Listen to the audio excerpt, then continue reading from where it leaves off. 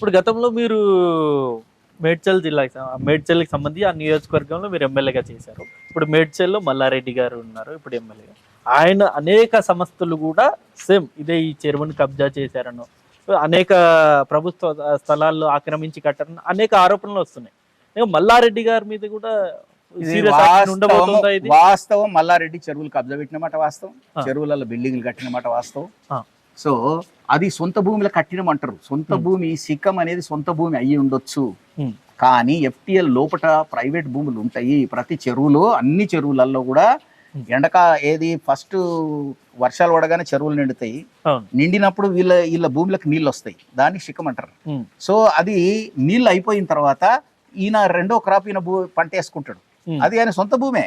సొంత భూమిలో ఎఫ్టిఎల్ ఉంటది. సొంత భూమిలో నీళ్లు ఉంటాయి.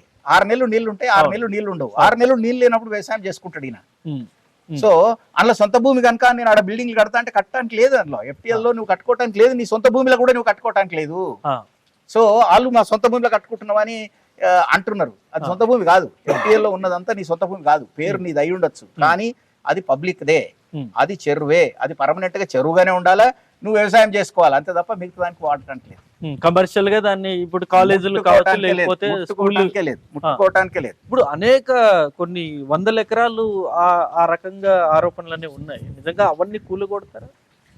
100% ఏడైతే చెరువులల్లో కుంటలల్లో ఉన్నాయో, కెనాలల్లో ఉన్నాయో, డ్రైన్లలో ఉన్నాయో వాటిని ఎట్టి పరిస్థితుల్లో రిమూవ్ చేయాల్సిందే.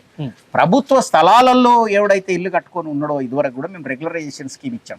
చెరువులలో మేము రెగ్యులరైజ్ అయ్యాం, కానీ బయట ప్రభుత్వ భూములలో ఎక్కడన్నా ఇల్లు కట్టుకుని ఉండుంటే బీదోళ్ళు అయ్యి ఉంటే వాళ్ళకి ఇదివరకు కూడా రెగ్యులరైజ్ చేసాం. ఇప్పుడు కూడా రెగ్యులరైజ్ చేసే ఏడేడ పాసిబుల్ ఆడ రెగ్యులరైజ్ చేస్తాం. సో లేదు, దాన్ని మనం ఆ భూమిని మనం ఏదైనా వాడుకోవాలనుకుంటే ఆయన కంపెన్సేషన్ ఇచ్చే ఆ భూమి తీసుకుంటాం.